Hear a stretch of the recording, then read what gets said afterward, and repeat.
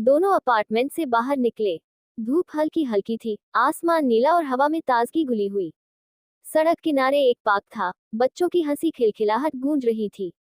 गागी ने मुस्कुराते हुए कहा, चलो न, वहां चलते हैं। शौर्य ने बिना कुछ कहे बस उसका हाथ पकड़ लिया। दोनों पार्क में चले गए। रास्ते के किनारे खिले फूलों की खुशबू हवा में तैर रही थी। गागी अचानक रुककर झुक गई और एक पीला फूल तोड़कर शौर्य को पकड़ा दिया। गागी शरारती मुस्कान के साथ, ये तुम्हारे लिए। शौर्य ने फूल लिया और हल्की हंसी के साथ बोला, मुझे लगता है अब तक का सबसे कीमती गिफ्ट मिला है। गागी ने उसकी ओर देखा, उसकी सच्चाई में खो गई। फिर अचानक बच्चों को देख मुस्कुराते हुए बोली, कभी कभी लगता है हमें भी ऐसे ही बेफिक्र होकर जीना चाहिए, जैसे ये बच्चे जीते हैं। शौर्य ने सिर हिलाया और उसका हाथ कसकर पकड़ लिया। अगर तुम मेरे साथ हो तो हर पल ऐसा ही लगेगा। दोनों आगे चलते गए और पार्क के बीचों बीच लगे फव्वारे के पास रुक गए।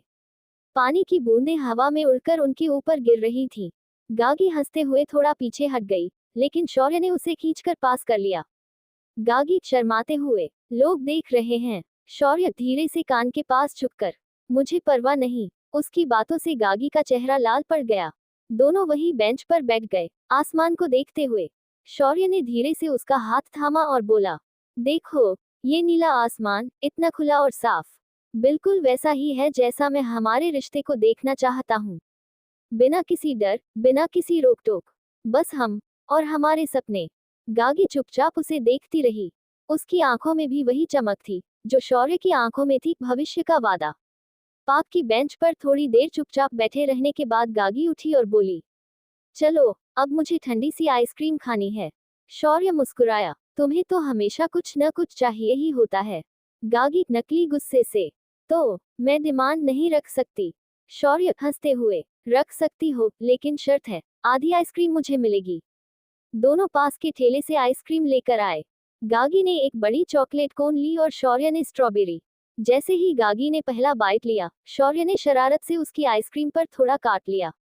गागी हैरान होकर, ये मेरी आइसक्रीम है। शौर्य हंसते हुए, अरे, लेकिन शर्त तो मैंने पहले ही रखी थी। गागी ने उसकी आइसक्रीम पर हमला किया और दोनों बच्चे से एक दूसरे की आइसक्रीम छीनने लगे।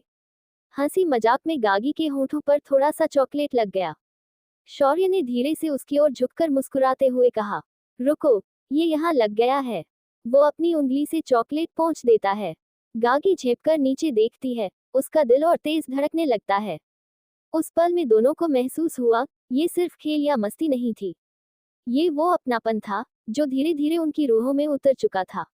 गागी हल्की मुस्कान के साथ बोली, अगर ऐसे ही तुम आइसक्रीम खाते रहोगे तो मुझे रोज खिलानी पड़ेगी।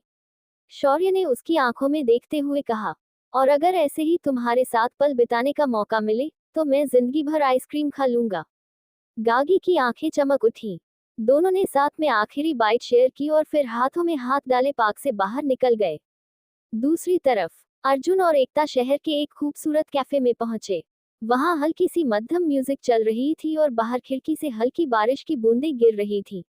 अर्जुन ने दरवाजा खोलकर उसे अंदर आने दिया और बोला, माय लेडी, आज की शाम सिर्फ तुम्हारे लिए। एकता ने हंसते हुए कहा, तुम्हें तो बहुत जल्दी फिल्मी डायलॉग्स आ गए। अर्जुन मुस्कुराकर, जब इंसान को सच में अपनी खुशी मिल जाए तो फिल्मी डायलॉग्स अपने आप निकलते हैं। वो दोनों एक खिड़की वाली टेबल पर बैठे। वेटर ने मोमबत्ती जलाए और कॉफी के साथ छोटा सा चॉकलेट केक रखा। एकता केक को देखते हुए, मुझे तो लगता है तुम मुझे मोटा बनाने पर तुले हो। अर्जुन उसकी आंखों में देखते हुए, नहीं, बस तुम्हारे चेहरे पर मुस्कान देखना चाहता हूँ। एकता थोड़ी शर्माकर नीचे देखने लगी। अर्जुन ने धीरे से उसका हाथ पकड़ लिया। अर्जुन धीरे से, तुम्हें पता है, इतने सालों से मैंने तुम्हें अपने दिल में ही रखा था, लेकिन आज तुम्हें अपने सामने पाकर लगता है सब कुछ पूरा हो गया। एकता हौले से मुस्कुराते हुए, और मुझे लगता है मैं हमेशा से यही बिलोंग करती थी, तुम्हारे पास। उनके बीच हल्की सी खामोशी छा गई, लेकिन ये खामोशी असहज नहीं थी, बल्कि बहुत गहरी और सुकून देने वाली। बारिश की बूंदें खिड़की पर और तेज हो गईं। अर्जुन ने अचानक उठकर कहा, चलो, बाहर चलते हैं। एकता ने हैरानी से पूछा, बारिश में? पागल हो क्या? अर्जुन हंसते हुए, हाँ, लेकिन तुम्हारे लिए पागल। वो दोनों बाहर आ गए। बारिश में भीगते हुए अर्जुन ने एकता को अपनी ओर खींचा। एकता पहले तो चौंकी, फिर उसकी बाहों में सिमट गई। अर्जुन धीरे से उसके कानों में। वादा करता हूँ, ये साथ कभी नहीं टूटेगा। एकता मुस्कुराते हुए। और मैं वादा करती हूँ, हर मौसम, हर बारिश में तुम्हारे साथ रहूंगी। दोनों भीगते हुए हंसते खेलते वहीं खड़े रहे। बारिश उनके चारों ओर एक पर्दा सा बना रही थी, जैसे दुनिया बस उनके लिए थम गई हो। वही दूसरी तरफ रात के लगभग 10:30 बज रहे थे। सड़क सुनसान थी, बस स्ट्रीट लाइट्स की हल्की पीली रोशनी कार के शीशों पर पड़ रही थी। कार में नेहिर ड्राइव कर रहा था और आशुतोष जी साथ की सीट पर थे। दोनों बिजनेस मीटिंग से लौट रहे थे। हल्की बातचीत चल रही थी कि अचानक आगे से एक काली जीप आकर कार के सामने अटक गई। पीछे से भी 2 बाइक्स आ गईं। नेहिर ने ब्रेक मारा। आशुतोष जी चौकन्ने हो गए। नेहिर धीरे से, ये लोग ठीक नहीं लग रहे। अचानक 4-5 नकाबपोश आदमी कार के पास आ गए।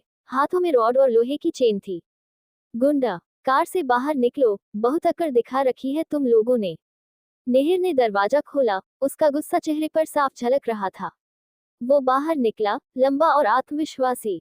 नेहिर, देख भाई, सोच समझ कर कदम उठाना, नहीं तो पछताना पड़ेगा। लेकिन बातों का वक्त खत्म हो चुका था। एक आदमी ने नेहिर पर रॉड से वार किया। नेहिर ने झुककर वार टाला और उसी रॉड को पकड़कर जोर से उसे धक्का मारा। वो आदमी सड़क पर गिर पड़ा।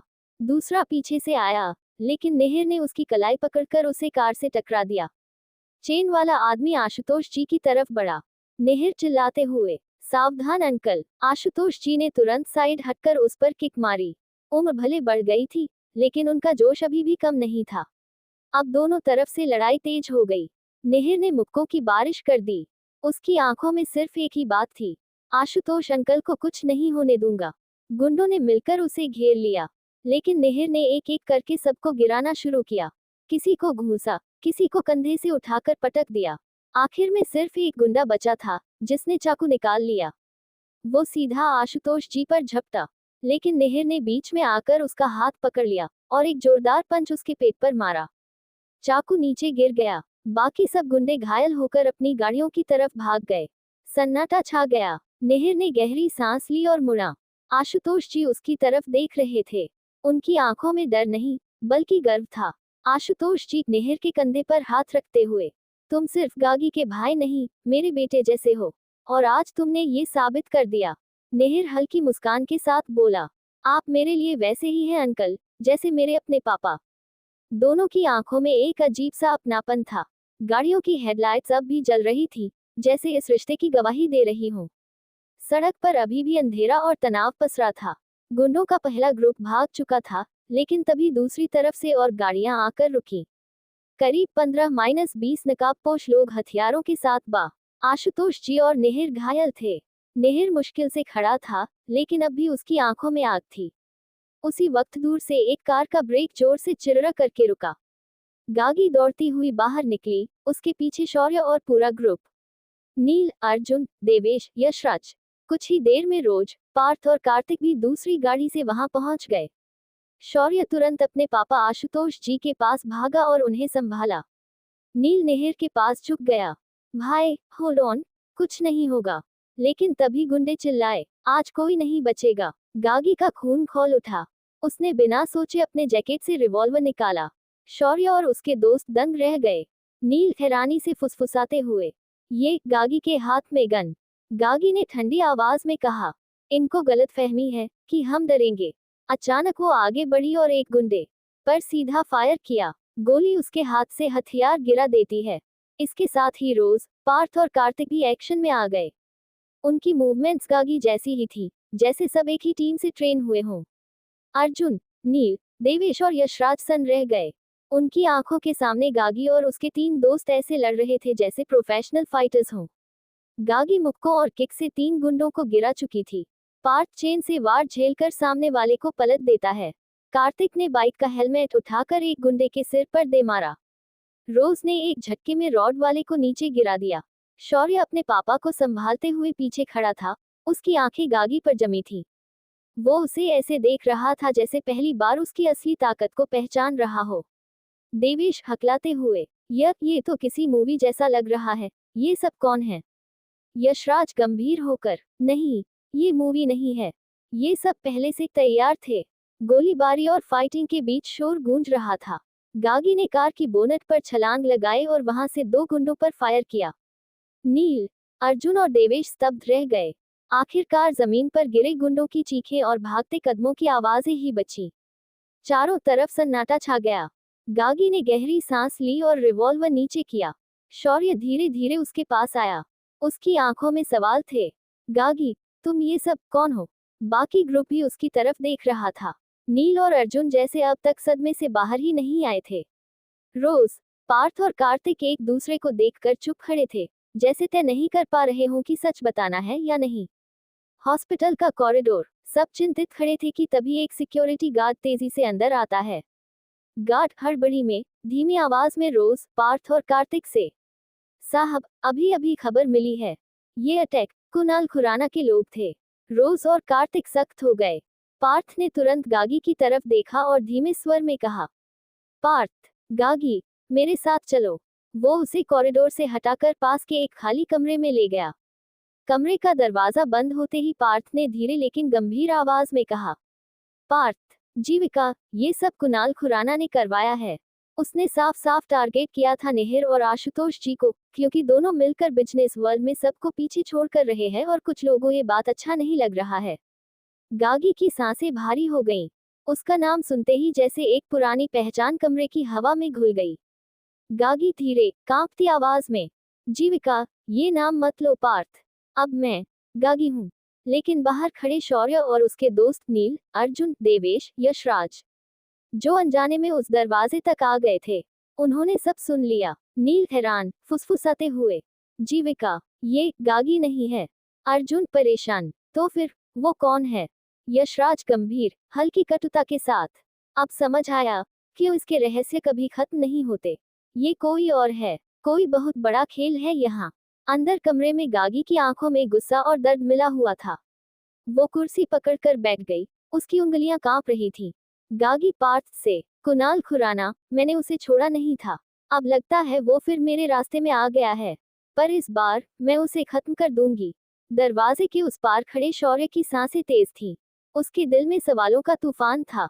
गागी या जीविका, असल में ये लड़की कौन है? शौर्य की धड़कनें तेज थीं। उसने दरवाजा धक्का देकर खोला। गागी और पार्थ अचानक उसकी तरफ देखने लगे। शौर्य कांपती आवाज, गुस्से और दर्द के बीच, जीविका, ये नाम तुम्हारे लिए क्यों इस्तेमाल हुआ? गागी, तुम कौन हो? तुमने मुझसे ये सब क्यों छुपाया? कमरे की हवा भारी हो गई। पार्थ एक कदम पीछे हटा, क्योंकि उसे पता था ये पल सिर्फ गागी और शौर्य का है। गागी की आंखों में पानी भर आया। उसने होंठ खोले, लेकिन शब्द अटक गए। गागी धीरे, टूटी आवाज में, शौर्य, मैं तुम्हें सब बताना चाहती थी, पर समय और हालात। शौर्य बीच में काटते हुए, नहीं गागी, मैंने तुम पर भरोसा किया था। तुम्हारे हर आंसू, हर मुस्कान, सब पर आज लग रहा है मैं तुम्हारे बारे में कुछ भी नहीं जानता। उसके पीछे नील, अर्जुन, देवेश और यशराज भी खड़े थे। सबके चेहरे पर सवाल थे। खासकर यशराज की नजरें तेज थीं। यशराज कटुता से, तो हम सही थे, तुम जैसी सीधी सादी नहीं हो। तुम्हारी असली पहचान कुछ और है। गागी ने गहरी सांस ली, अपनी आंखें पोंछी और खड़ी हो गई। उसकी आवाज अब स्थिर थी, दर्द भरी लेकिन मजबूत। गागी, हाँ, मैं वही हूँ जिसे तुम सब गागी कहते हो, पर मेरी जिंदगी सिर्फ कॉलेज की मासूमियत तक सीमित नहीं है। मेरे पीछे ऐसी दुनिया है जिसका तुम अंदाजा भी नहीं लगा सकते। और जीविका, वो नाम मेरा अतीत है। एक अतीत जिसे मैंने दफन कर दिया था, लेकिन अब दुश्मनों ने उसे जिंदा कर दिया है। शौर्य की आंखें भर आईं। वो कुछ कहना चाहता था, पर उसकी आवाज गले में अटक गई। वो बस एक कदम आगे बढ़ा और धीरे से बोला, शौर्य, तो फिर मुझे सच बताओ गागी, मैं तुम्हारे साथ खड़ा रहूंगा या नहीं, ये फैसला मेरा होगा। लेकिन झूठ में जीना अब मुझसे नहीं होगा। गागी की आंखें उसके चेहरे पर टिक गईं। उसके दिल में डर और राहत दोनों थे। उसने धीरे से शौर्य का हाथ थाम लिया। गागी धीमी लेकिन दृढ़ आवाज, ठीक है शौर्य, अब समय आ गया है कि तुम्हें सब सच पता चले। मेरी असली पहचान और मेरी लड़ाई। सब लोग बैठे थे, शौर्य, नील, अर्जुन, देवेश, यशराज और सामने गागी। पार्थ, रोज और कार्तिक चुपचाप गार्ड की तरह खड़े थे। गागी ने गहरी सांस ली और बोली, गागी धीमे पर दृढ़ स्वर में, मैं गागी नहीं हूँ। मेरा नाम जीविका राजवत है। राजवत ग्रुप की सी ई ओ। कमरे में सन्नाटा छा गया। सिर्फ घड़ी की टिक टिक गूंज रही थी। नील हैरान होकर, वो राजवत ग्रुप, इंडिया की टॉप कंपनियों में से एक। अर्जुन चौंकते हुए, लेकिन कैसे? तुम तो गागी हो, हमारी क्लासमेट। गागी कड़वी हंसी के साथ, हाँ, शरीर गागी का है, पर आत्मा मैं हूँ। जीविका राजवत। एक दिन मेरी कार का एक्सीडेंट हुआ। दरअसल वो एक्सीडेंट नहीं था, प्लान किया हुआ अटैक था। मेरे बिजनेस राइवल ने मुझे रास्ते से हटाने के लिए। जब आंख खुली तो मैं इस शरीर में थी। शौर्य हिल गया, उसके चेहरे पर गुस्सा, दुख और उलझन सब झलक रहे थे। शौर्य टूटी आवाज में, मतलब तुम कभी वो गागी थी ही नहीं जिसे मैं जानता आया। गागी आंखें झुकाकर, नहीं शौर्य, मैं वही गागी हूँ जिसे तुमने जाना। पर मेरे अतीत में छुपी सच्चाई ये है कि मैं जीविका भी हूँ। ये दो पहचानें अब एक हो चुकी हैं। सीन वही कॉन्फ्रेंस रूम, हवा भारी और सन्नाटे से भरी। नील थोड़ा हकलाकर, कांपती आवाज में, अगर तुम सच में जीविका हो तो गागी कहाँ है? उसकी आत्मा, उसका वजूद। और गागी ने, उसने खुदकुशी क्यों की? कमरे में सबकी नजरें गागी पर टिकी। शौर्य की सांसें तेज हो रही थी, अर्जुन की उंगलियां कांप रही थी, देवेश की आंखें फटी रह गईं। गागी धीमे से, फिर अचानक गुस्से में फट पड़ते हुए, क्योंकि तुम सब की वजह से। तुम सब अकेले नहीं, उस मासूम की मौत के जिम्मेदार पूरा क्लास, उसके माँ बाप, उसका भाई, उसके टीचर सब थे। और सबसे बड़ा जहर, उसकी अपनी जुड़वा बहन राशि। पार्थ और कार्तिक चुपचाप झुके रहे, पर शौर्य और उसके दोस्तों के चेहरे पर अपराधबोध की स्याही फैल गई। गागी आंखें भीगी, स्वर कड़वा, राशि हमेशा सबके सामने मासूम, अच्छी और परफेक्ट बहन बनी रही। पर असलियत, वो गागी को नीचा दिखाती थी, उसकी हर खुशी छीन लेती थी। उसने सबको बेवकूफ बनाया, और तुम सब भी उसके जाल में फंस गए। नील की सांस अटक गई। देवेश कुर्सी से आगे झुक गया जैसे कुछ कहना चाहता हो, लेकिन शब्द नहीं मिले। गागी तड़पकर, लगभग चिल्लाते हुए, क्या हुआ अगर गागी ने 10th क्लास में शौर्य को प्रपोज कर दिया? क्या वो पहली लड़की थी जिसने किसी को पसंद किया? पर तुम सब ने उस मासूमियत का मजाक बना दिया। पूरे स्कूल ने उसका जीना हराम कर दिया। शौर्य की आंखों में आंसू आ गए, उसने मुठ्ठियां भींच ली। गागी आवाज टूटने लगी, पर जहर अभी भी था। वो बस एक दोस्त चाहती थी, एक ऐसा इंसान जो उसे समझे। पर उसे क्या मिला? ताने, बुलिंग, तिरस्कार और अकेलापन। उसकी हर चीख, हर आंसू तुम सबके कानों के सामने बहरेपन में खो गए। कमरे में सन्नाटा भारी हो गया। सिर्फ गागी की टूटी आवाज और घड़ी की टिक टिक सुनाई दे रही थी। शौर्य थकलाते हुए, आंखें झुकी, तो असली गागी हम सबकी बेरहमी के नीचे दबकर चली गई। गागी, जीविका ने उसकी तरफ देखा, आंखों में दर्द और गुस्से का मिला जुला तूफान। गागी धीरे पर काटने जैसे शब्दों में, हाँ, वो चली गई। पर उसकी चीखें, उसके जख्म, अब मेरे भीतर हैं। कुछ देर तक कोई कुछ नहीं बोल पाया। दीवार, घड़ी की टिक टिक और गागी की भारी सांसें ही सुनाई दे रही थी। शौर्य धीरे से, आवाज भर्रा गई, हमने हमने मजाक समझा, पर उसके लिए वो मजाक जहर बन गया। मुझे याद है, जब उसने मुझे प्रपोज किया था, मैंने मना किया, पर उसके बाद क्लास ने, मैं भी हंसा था। उसकी आंखें भर आई, उसने चेहरा छुपा लिया। नील कांपती आवाज में, लगभग फुसफुसाते हुए, तो असली गागी हम सबके बीच से अकेली चली गई। और हम सब बस तमाशबीन बने रहे। उसकी आंखों में आंसू थे, हाथ कांप रहे थे। अर्जुन सन्न होकर, सिर झुकाते हुए, हम तो दोस्त थे, पर शायद कभी दोस्त बन ही नहीं पाए। हम सब सिर्फ उसे हंसी का सामान समझते रहे। देवेश, आवाज गुस्से और ग्लानि से भरी, और राशि, वो तो हमेशा ही चालाक थी। हमने कभी गौर ही नहीं किया कि असली मुस्कान किसकी थी और नकली किसकी। हम सबको बेवकूफ बना दिया उसने। गागी की आंखों से आंसू गिर पड़े, पर चेहरे पर सख्ती बनी रही। गागी, जीविका कठोर स्वर में, हाँ, गागी मर गई, पर उसकी चीखें, उसका दर्द, उसकी तन्हाई, सब अब मेरे अंदर हैं। तुम सबकी हंसी, ताने और बेरुखी, मैं सब महसूस करती हूँ। और ये मत सोचो कि मैं उसे भूल जाऊंगी। मैं उसकी आवाज हूँ, और वो आवाज कभी खामोश नहीं होगी।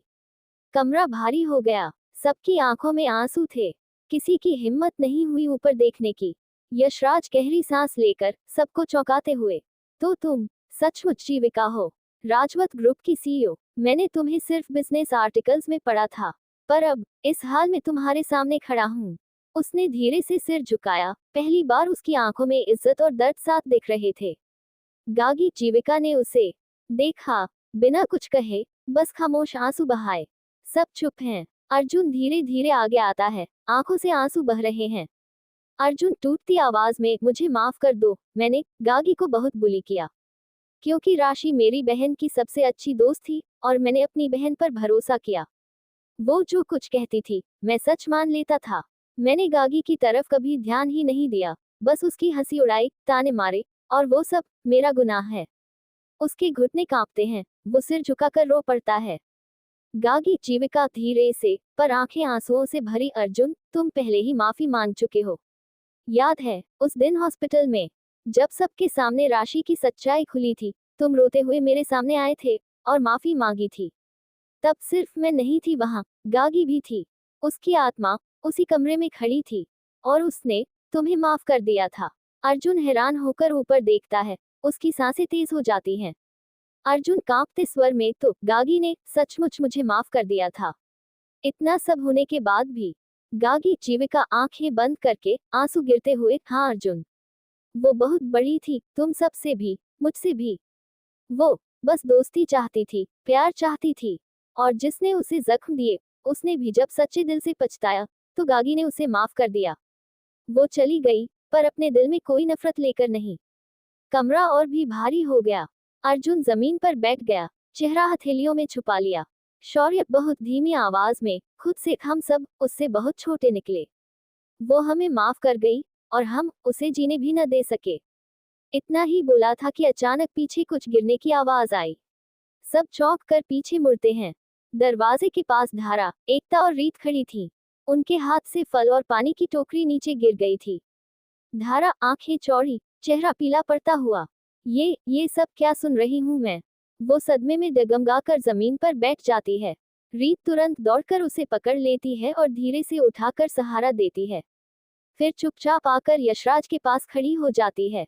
रीत धीमे स्वर में, पर गहरी नजर सब पर डालते हुए, मुझे पूरी बात तो समझ नहीं आई, पर इतना जरूर समझ गई हूँ कि तुम सबके हाथों बहुत बड़ा गुनाह हुआ है। कमरे में सन्नाटा छा जाता है। एकता का चेहरा आंसुओं से भीग चुका था। वो बस फुसफुसाती है, एकता कांपती आवाज में, मतलब जो हम सोचते थे गागी के बारे में, वो सब झूठ था। हमने बिना कुछ जाने उसके साथ। उसकी सांसें टूट जाती हैं और वो सिसकियों में बोल भी नहीं पाती। धारा रोते हुए सिर पकड़कर, हे भगवान, हमने तो उसे कभी जीने ही नहीं दिया, और वो फिर भी हम सबको माफ कर गई। रीत गंभीर स्वर में, सबकी आंखों में देखते हुए, किसी इंसान का दिल इतना बड़ा कैसे हो सकता है कि वो अपने सबसे गहरे जख्म देने वालों को भी माफ कर दे। सबकी नजरें झुक जाती हैं। रीत की मासूम जिज्ञासा और उसकी सच्चाई सबको आईना दिखा देती हैं। आज के लिए इतना ही। आगे पढ़ने के लिए पढ़िए रिबर्थ ऑफ अनलव्ड गर्ल सिर्फ और सिर्फ पॉकेट नॉवल पर।